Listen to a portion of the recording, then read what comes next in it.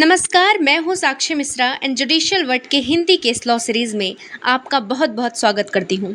आज का केस है KM. Nanavati versus state of Maharashtra AIR 1962 SC 605। यह भारत के आपराधिक इतिहास में एक ऐतिहासिक मामला है क्योंकि यह मामला 1959 में भारत के सर्वोच्च न्यायालय द्वारा आयोजित किया गया था, जिसमें नौसेना कमांडर कावस मानेकशॉ नानावती पर प्रेम आहूजा उनकी पत्नी के प्रेमी की हत्या का आरोप लगाया गया था और इस मामले का फैसला 24 नवंबर 1961 को पारित किया गया था, लेकिन यह अभी भी लोगों के दिमाग में ताज़ा है। इस मामले ने कई किताबों और फिल्मों को प्रेरित किया। इस मामले में कुछ महत्वपूर्ण कानूनी बिंदु उठाए गए हैं, जैसे कि सामान्य अपवाद की दलील, सबूत का बोझ, अचानक उकसावे का परीक्षण, सत्र न्यायाधीश द्वारा किए गए संदर्भ की क्षमता तय करने में उच्च न्यायालय की शक्ति। साथ ही यह मामला भारत में जूरी ट्रायल द्वारा जज किया जाने वाला आखिरी मामला था। मामले के तथ्य। इस मामले में आरोपी के.एम. नानावती भारतीय नौसेना के जहाज के दूसरे नंबर के कमांडर थे। उन्होंने 1949 में इंग्लैंड के पोर्ट्समाउथ में रजिस्ट्री ऑफिस में सिल्विया से शादी की थी। इस शादी से उनके 3 बच्चे हैं, एक लड़का 9.5 साल का, एक लड़की 5.5 साल की और एक लड़का 3 साल का। शादी के बाद से ही नानावती की नौकरी की प्रकृति के कारण दंपति अलग अलग जगहों पर रह रहे थे। आखिरकार वे बॉम्बे चले गए, जहां उनकी मुलाकात प्रेम आहूजा और उनकी बहन से अग्निक के जरिए हुई, जो आहूजा और नानावती के कॉमन फ्रेंड थे। नौसेना अधिकारी होने के नाते नानावती अक्सर अपनी पत्नी और बच्चों को छोड़कर अपने जहाज से बॉम्बे से दूर चले जाते थे। उनकी अनुपस्थिति में सिल्विया और आहूजा के बीच दोस्ती विकसित हुई, जिसने बाद में अवैध संबंध का रूप ले लिया। 18 अप्रैल 1959 को नानावती अपने जहाज से वापस लौटने के बाद उन्होंने कई मौक़ों पर अपनी पत्नी से प्यार जताने की कोशिश की, लेकिन वह उनके साथ अजीब व्यवहार कर रही थी। 27 अप्रैल 1959 को सिल्विया ने नानावती को आहूजा के साथ अपने रिश्ते के बारे में बताया। इससे नानावती नाराज हो गए और उन्होंने आहूजा के साथ मामला सुलझाने का फैसला किया। इसके बाद वह अपनी कार से जहाज पर गए और वहां से उन्होंने एक सेमी ऑटोमेटिक रिवॉल्वर और 6 कारतूस लिए और उन्हें फर्जी प्रिटेक्स पर भूरे रंग के लिफाफे में डाल दिया। फिर वह आहूजा के दफ्तर गए। उसे वहां न पाकर नानावती उसके घर गए और आहूजा के बेडरूम में घुसकर उसे अंदर से बंद कर दिया। नानावती ने आहूजा से पूछा कि वह सिल्विया से शादी करेगा और उसके बच्चों की देखभाल करेगा।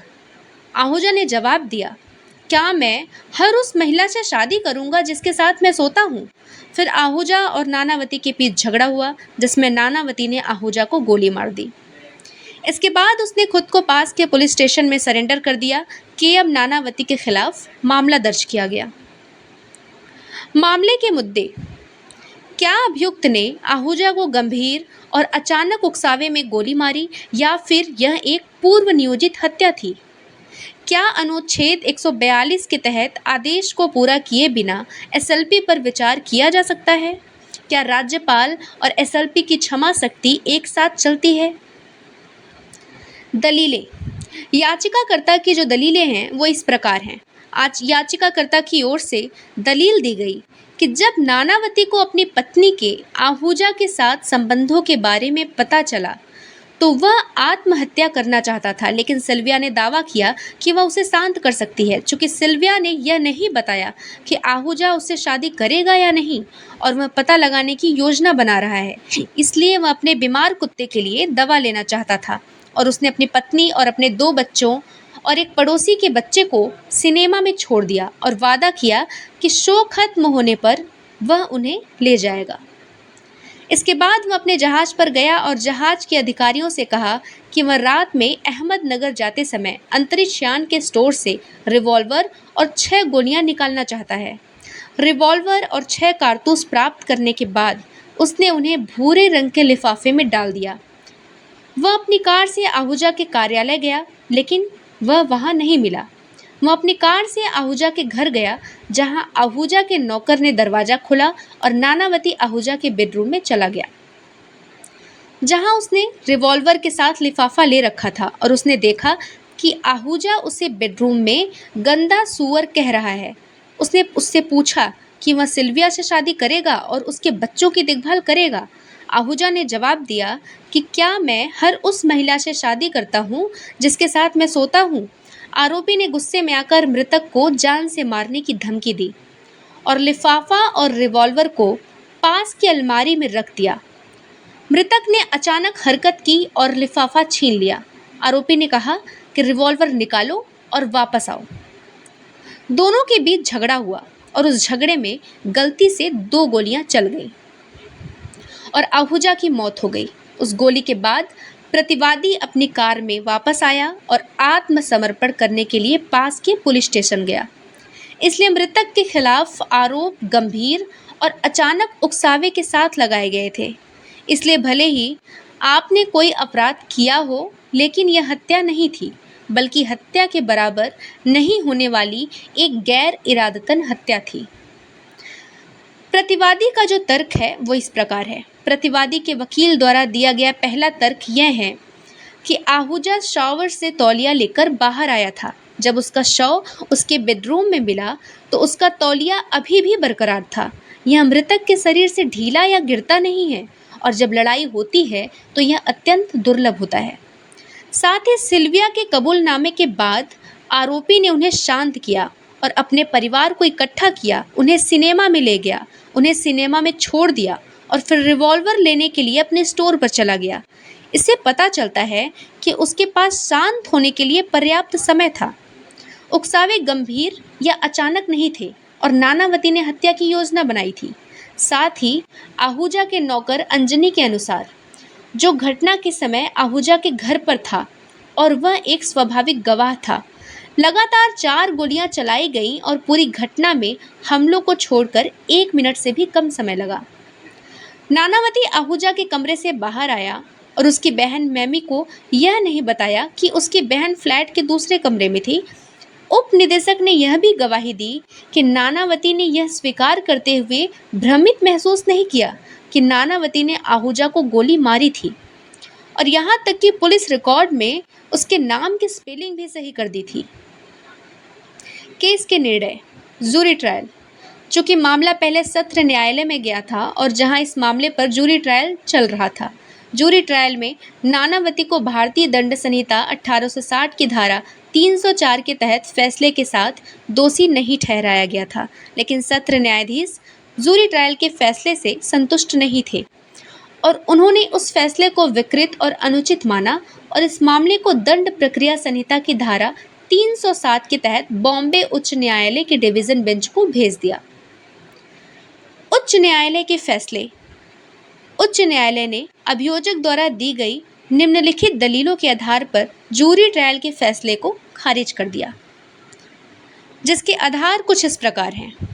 सिल्विया का कबूलनामा या आहूजा के बेडरूम में कोई विशेष घटना या दोनों ही गंभीर और अचानक उकसावे की श्रेणी में नहीं आते। यह साबित करने का दायित्व कि यह एक दुर्घटना थी और पूर्व नियोजित हत्या नहीं थी, नानावती पर था। जूरी को यह निर्देश नहीं दिया गया था कि नानावती के बचाव को इस हद तक साबित किया जाना चाहिए कि किसी समझदार व्यक्ति के मन में कोई उचित संदेह न हो और आरोपी को भारतीय दंड संहिता 1860 की धारा 302 के तहत उत्तरदायी ठहराया गया। आरोपी द्वारा भारत के सर्वोच्च न्यायालय में अपील की गई और यहाँ सर्वोच्च न्यायालय का फैसला है। सर्वोच्च न्यायालय का फैसला इस प्रकार है। सर्वोच्च न्यायालय ने कहा कि सिद्धांतों को ध्यान में रखते हुए हमें इस मामले के तथ्यों पर गौर करना होगा, जैसे कि बचाव पक्ष के मामले के अनुसार अभियुक्त अपनी पत्नी और बच्चों के भविष्य के बारे में सोच रहा था। इसका मतलब है कि वह अपने होश में आ गया था।